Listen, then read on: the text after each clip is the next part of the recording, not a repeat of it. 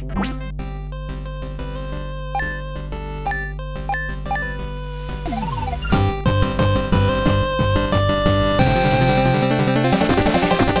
finally here! A fully finished Classless skill tree system for 5th edition. But not only that, an entire free adventure to playtest it in, and much more. There is so much to unpack here, so let's dive straight in, because for a long time now, I've been developing a range of aesthetically pleasing skill trees that can be plugged straight into your 5th edition games, but there has been one skill tree in particular that I have been trying to perfect. Possibly the biggest mod that has ever been made for D&D, bigger than Fallout London, bigger than Sky Oblivion, bigger than even this.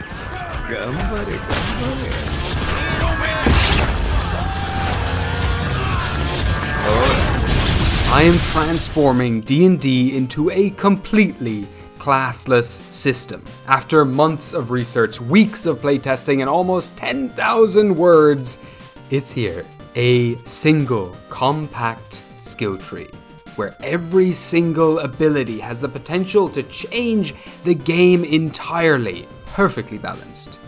Perfect harmony between crunch and user-friendliness. This is what gamers dream of. But what is a skill tree? To put it simply, a skill tree is a collection of powers and abilities all interconnected through a series of branching paths. Whenever you purchase a power or ability on a skill tree, it opens up new pathways that grant you the opportunity to purchase additional abilities further along said skill tree. Dozens, if not hundreds or even thousands of video games utilize this feature. Baldur's Gate 3, Skyrim, Final Fantasy, The Witcher series, and God of War are all but a few games that utilize this feature. Let me know too in the comments below what your favorite video game skill tree is. There's got to be some really cool obscure ones out there that I've never seen before that could make for some very good inspiration. And this skill tree that I have designed does away with the restrictions of classes entirely. It opens up a world of opportunities that promote creativity and narrative progression. The pathways and decisions you make as you level up throughout this skill tree tell your story about who you are, rather than following a set linear path of a class where the only two options you ever really get to make are choosing a subclass and potentially multiclassing. When you compare that to the likes of Skyrim, for example, which literally has a sea of stars full of choices each time you level up, class systems seem to be a little lackluster in comparison, no? This is what I want to capture in this skill tree. But unlike the occasional bland abilities found within Skyrim, like increasing bow damage by 20%, this skill tree gives you tangible powers that all interconnect and play off one another in perfect harmony. Every choice you make, every power you choose has a weight that can be comboed with any other ability within this skill tree to come up with some of the wackiest builds you could ever think of. In my previous video over here, I introduced the Classless skill tree to you all in its very incomplete state. I hadn't finished it yet. And I broke down many of the features within it that I had completed, and I'm going to go into more detail on all the juicy new features I've now added later in this video. But if you haven't yet, stop watching and go check out that video first by clicking up here, and then come back to me and I'll start breaking down all of the lovely new mechanics in this skill tree. But also, watching this and the previous video, you might have noticed that this combat focused skill tree will be one of 3 skill trees that you progress down simultaneously, with the other 2 being focused on roleplay and crafting respectively. And even though it is perfectly possible to currently play this new classless system with just the combat skill tree alone, you may also be craving a more complete classless system experience to jump into.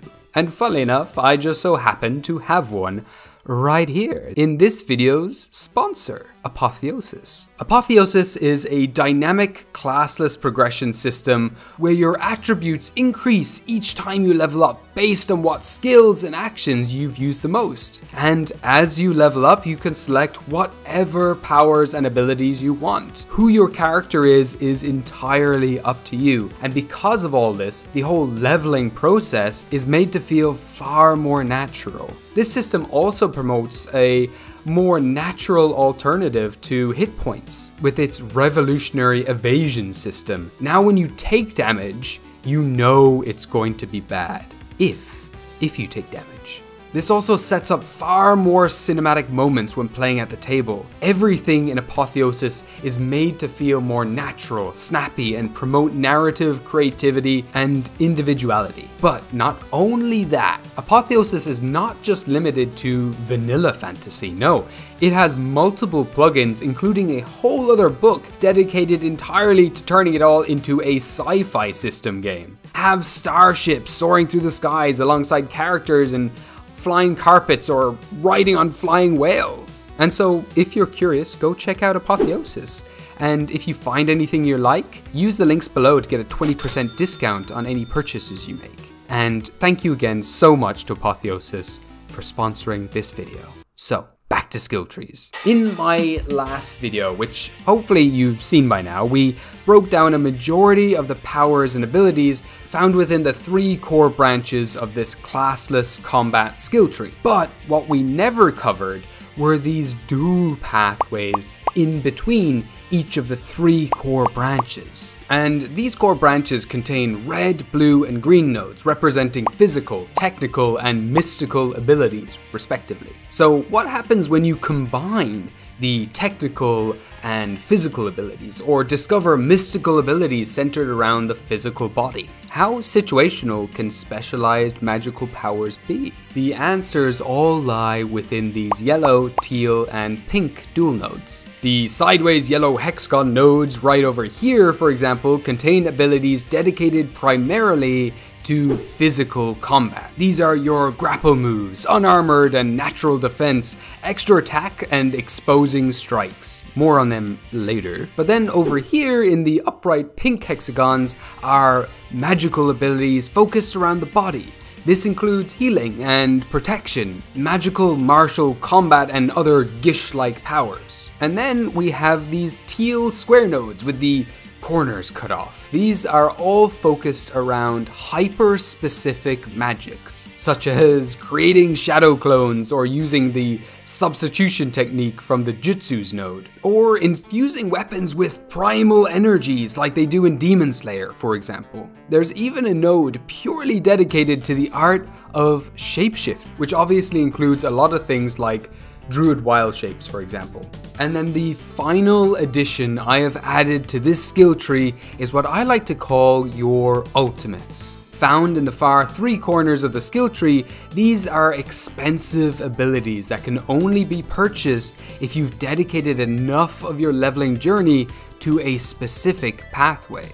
So, for example, one of the physical ultimates from the Limit Break node can only be purchased if you spent at least 25 level points on physical abilities. Each ultimate technique also has special conditions that have to be met when using them, such as having less than half your hit points remaining, or in other cases needing to have full HP in order to use them. And we'll get into all that in just a little bit, but for now, let's go into more detail on a few of my favorite dual nodes on this skill tree. So right out the gate in the yellow branch, we find combat focuses.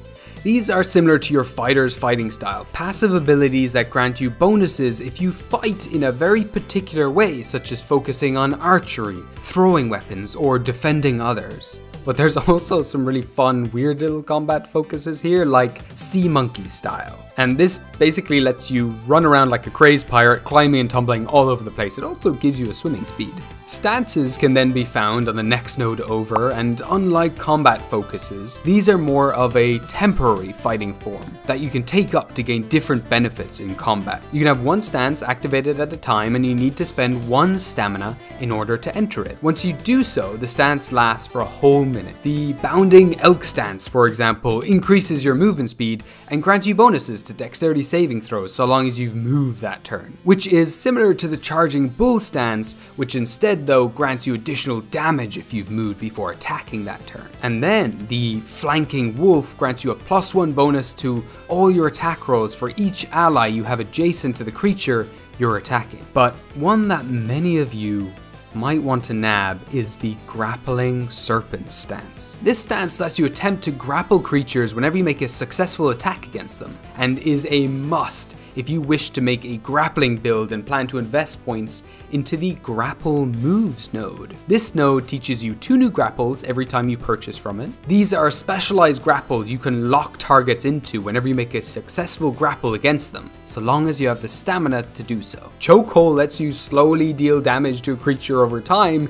and prevents them from speaking, which is very convenient if you're dealing with a lot of mages. Meat Shield is amazing and is an ability suggested by my fiance. Creatures in this grapple move with you, and whenever you would take damage from an attack, you can spend your reaction to have the grappled creature take half that much damage instead. I wonder if I should be concerned. Grab and Toss lets you play out all your dwarf tossing fantasies, and RKO. But what is possibly my favorite feature about this node is that every time you purchase from it, the limitations of the size of creature you can grapple increases by 1. And so eventually, if you invest enough time into this ability, yes, you can grapple a Tarrasque to the ground. Over here then we have Exposing Strikes, which I am very proud of, but I think I want to leave you discover that one yourselves. Let me know in the comments which Exposing Strikes you would choose if you went with a stealth attack build. But moving on, let's hop over to some of the fun options found in the teal branches of the skill tree. All of these abilities focus on very specific magical techniques. Jutsus, for example, are simple magical techniques focused on illusion and trickery, ideal for manipulating encounters in your favor. When you purchase from this node, you can choose 2 jutsus to add to your collection, and each jutsu typically costs around 1 mana and 1 stamina to perform. The Substitution Jutsu lets you live out your anime Uno Reverso. My f***ing god, that's so hard to say. The Substitution Jutsu lets you live out your anime Uno Reverso dreams. When you're hit with an attack, you can spend your reaction to increase your AC by 5. And if the attack misses you, it instead hits a random item from your inventory that you leave behind, and you appear in a different location of your choosing within 10 feet of where you were attacked. Like, how cool is that? You get to be a Naruto. What more do you want, guys? Other jutsus are literal smoke bombs or oil spills, and the Shadow Clone lets you create illusionary duplicates of yourself. But once you do so, you choose which one you are. If you like, you can swap places with your clone upon creating it, and no one will know except you. And not only that, but this is also a neat little teleport ability with extra steps. And these are just a few of the jutsus I've made. There's 10 of them in total. If you're a fan of Demon Slayer, you're gonna love this next node. Primal Strike lets you infuse your weapons with magical energies, allowing you to change its damage type entirely. You have Common and Expert Strikes, with Expert Strikes not only letting you choose a more unusual damage type, but also grants you unique features, like Radiant damage that deals double damage to undead creatures. The Shape Change node allows you to choose new forms you can transform into with each purchase you make from this node, and it starts off pretty simple, limiting you to CR1 beast creatures. But the more you invest in this node, the more it evolves and changes like you do. Eventually you can change into humanoids you've seen before, or at much later levels, you can transform into elementals. The more you invest in this node, the more like clay your body becomes. And then the Spellbroken node over here is actually inspired by a homebrew class I made, which I actually released a video on if you want to go check it out over here. But when you purchase from this node, some arcane spark ignites within you. Mana that flowed through your body once now becomes one with it completely, and you hunger for more. Like many nodes here, the powers of this node get stronger and stronger with each purchase you make from it. On your first purchase, whenever you are targeted or subjected to a spell, you regain 1 mana for every purchase you've made in this node. On your second purchase of this node, you gain the ability to have advantage on saving throws against magical effects. Later purchases grant you cool counterspell themed abilities, but on your 5th purchase, when you absorb mana from a spell and you're too full to take in any more mana, you transform into an arcane being taking on a spell-broken form. You have 3 choices here, 3 different forms that you can transform into. Would you become a mana-hungry beast whose muscles swell with arcane energies whenever you transform? Or would you become a being of pure crystal, formed when the energies explode from your body and begin to crystallize all around you? Or do you let the magical energies tear you to pieces entirely, shedding your own physical form and becoming a being of pure energy as you take on the soul form? Let me know in the comments which form appeals most to you, and if you want to see more about the Spellbroken, you can click over here, and I'm genuinely super proud of this class, and it's totally free for you to go off and playtest and use in your own games, so have fun with it and let me know what you think. But moving on from teal branches, we're going to take a look at the combination of physical and mystical nodes now.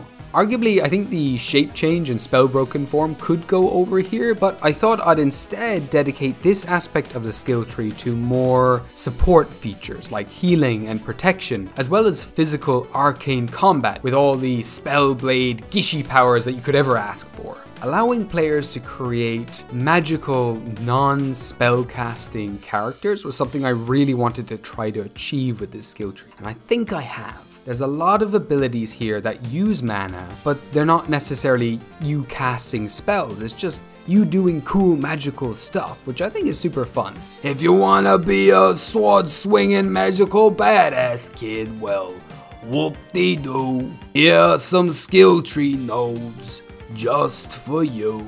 Starting off, the Avengers node lets you take vengeance on anyone who is doing harm to an ally or innocent creature. For each crime they commit, the stronger your vengeance towards them becomes, allowing you to deal more and more damage. We also have Smite. Smite is, well, you know, the more mana you pump into this, the harder you're gonna hit people. And then the heal node is super fun. It not only grants you additional healing for all of your healing spells and abilities, but it also grants you 2 uses of the healing gift every time you purchase from it. Now you can play the non-magical healer you've always dreamed of. With the likes of healing hands, you can do something similar to a paladin's lay on hands. And the healing that you give out is entirely based on how many healing gifts you use for this ability. Rejuvenating Touch cures harmful effects like the Charmed, Poison, and Frightened condition, or even the Stun condition too. Miracle Worker allows you to cure someone's blindness, deafness, or even the Petrified condition. And Soothing Words is a fun little verbal boost that grants creatures temporary hit points as a bonus action. Gosh, there's so many nodes in this branch that I really love. For example, the Focus ability is similar to a Rage, but it's also the polar opposite. This is a state of pure, well, like focus and tranquility. When you enter it, it allows you to, instead of resisting damage type, you gain resistances to different types of conditions. And not only this, but you also gain advantage on wisdom saving throws while in this state, and you also gain small bonuses to your constitution saves based on how many points you've invested in this node. You become this sentinel of pure tranquility and unbreakable concentration. And if you focus enough in this node, that bonus that you add to your constitution eventually also gets added to your AC. There are still so many nodes that I have not covered yet, and so I really encourage you to go check out this PDF at the end of this video, go through all the powers and abilities that are there, and let me know in the comments which ones would you choose, which ones would you pair up with each other, what kind of wacky builds would you make with this skill tree. And I'm sure you probably already have a few ideas in mind, and you probably want to run an adventure with them all, and I will be sharing some more information about a mini adventure I've made for you all to playtest this entire system in very soon, along with some other very sexy stuff that I want to announce. But before that, let's have a sneak peek at some of the ultimate techniques found at the far ends of this skill tree. But before I do, I just want to hop in here and say thank you for watching so far, and if you've been enjoying it, please consider liking and subscribing to this video, because it really does, it means the world to me. And also, like, how about like a bribe? We all like bribes, right? So if you can help me reach, let's say, 500,000 views on this video, I will use all of my skill tree making skills to design not one, but 2 entire skill trees dedicated to devil fruits and hockey from One Piece. You heard me dead right, folks. If we hit 500,000 views, I'm gonna make One Piece skill trees for everybody. Everybody gets a One Piece skill tree. I'm gonna go make custom skill trees that let you design your very own devil fruit powers that will develop the more you use them, and the whole skill tree will be dedicated to all the different types of devil fruits and hockey as well. There'll be one skill tree all for hockey, conquerors hockey, armament hockey, and observation. They're all going to be in another skill tree, and you can go through the 2 skill trees. They can be compatible with this skill tree. It's gonna be great. If we hit 500,000 views, Morty, we're gonna do it, Morty. So just get this video to 500,000. Let's go. Share it with your friends. Share it with anyone who likes anime. And once you've done so, let's go back. Let's learn about ultimate techniques.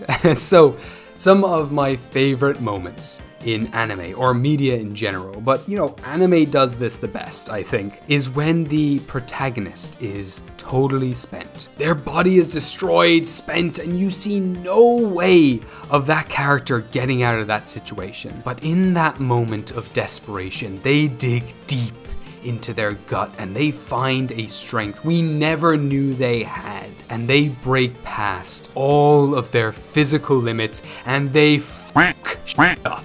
When I watched the movie Redline for the very first time, amazing anime if you've not watched it, I was literally shouting at my TV with excitement when JP and Sonashi hit such like insane speeds that their car was getting torn to pieces, but they just keep going due to the force of their willpower alone. It's so good. It gives me goosebumps thinking about it. That is what I want the limit break ability to be. When you're bleeding out and on the edge of death, you force yourself into a rage and achieve physical feats you never thought were possible until you're backed up in this moment into a corner, about to die like you are. On the other end of the spectrum, perfect techniques are more akin to Goku or Shaggy entering Ultra Instinct, or Kirito cutting through bullets with a laser sword in the sequel of Sword Art Online that no one probably watched because, you know, the second season was a bit weird and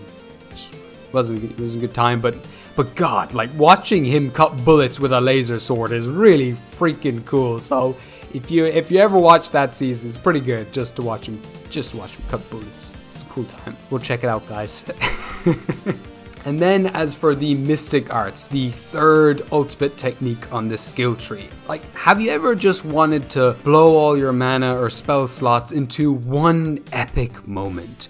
Risk everything on one final gambit that will either take out everything in one sweep if it succeeds, but if it fails, it will leave you entirely drained of magic, now being forced to, I don't know, like, throw rocks at the enemy until he dies. And also those moments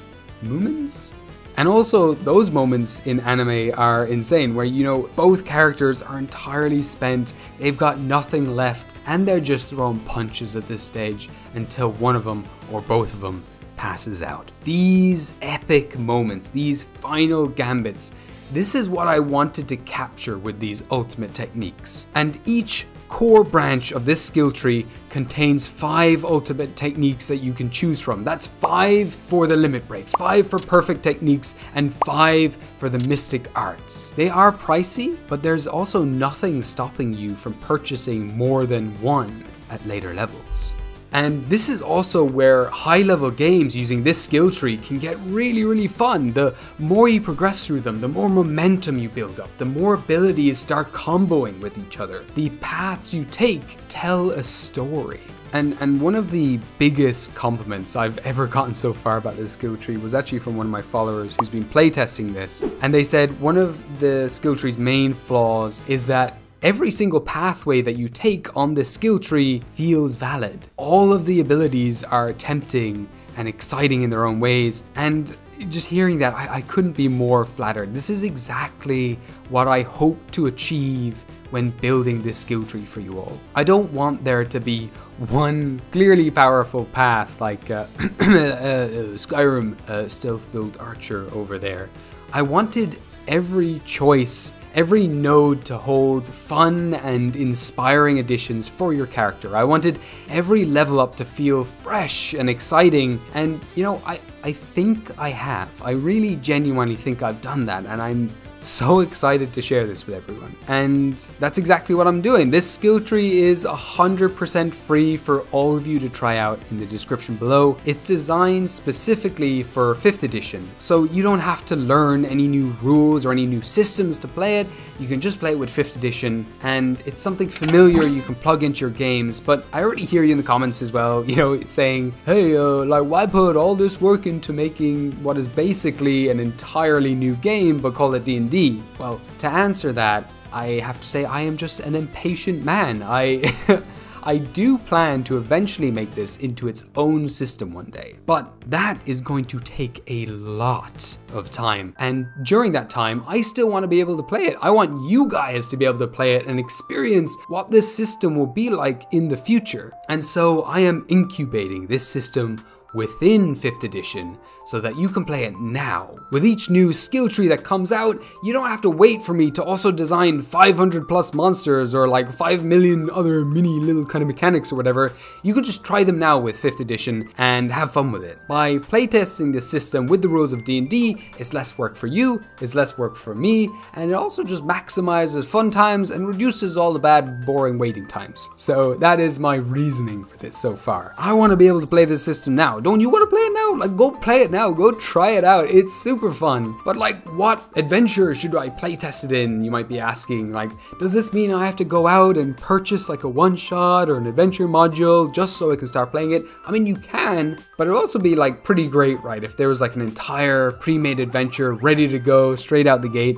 And I've also done that too, guys. I've also made an entire mini adventure just for you, one that you voted on. This is a pirate versus dinosaurs adventure that I've included below, and it's absolutely free as well. I'll be doing another video later where I break down this entire adventure, but in this adventure you go and join the Jurassic crew and embark on an epic fantasy adventure to the island of Dunfair, find the relic of the dinosaur king, experience dinosaur cage fighting, sea monster battles, volcanoes, unique factions, epic conclusion. It's all here just for you. And like I said, I'll be doing a deeper dive in it in a future video. And heck, if we can get 5,000 likes on this video before the next video comes out, I'll also include an entirely free Were Dino race for you to use whenever you play this adventure. I'm just giving out all the free stuff today. And also, like I mentioned before, if this video gets 500,000 views, I'll make some unique One Piece skill trees for you all so you can live out your greatest pirating fantasies of all time. And I'm also currently working with an incredible individual at the moment, creating a digital aid that lets you track your skill tree progression. One that will also allow you to share links of the builds that you create and share them with the community. Also over on my Discord, I'm setting up a channel exclusively for playtesting this system. Here you can share your character builds, what you liked about this skill tree, changes you should make. Let's make this system as perfect as it can be. And also feel free to share any feedback you have in the comments below. There's still so much work to be done, and I have unique character sheets to make, as well as 2 more core skill trees that you can level up in alongside this one on roleplay, one on crafting. So if you wish to join me on that adventure and try out the new skill trees I designed before anyone else, you can do so over my Patreon. I share plenty of free stuff there too, but it's also an incredible way to support me and what I do. I'm currently working on a Pokemon skill tree for everyone over there. And it's because of my patrons that I've been able to go as deeply as I have been into this world of skill trees and offer as much as I have been to all of you to be able to share all this with you. Thank you so much to these incredible individuals who support me and make all of this possible. Thank you to everyone who's watched this video, and for getting this far, go have fun with building wild characters. I can't wait to see what you all come up with. Have a wonderful day wherever you are. Sending much, much love to you all. Goodbye.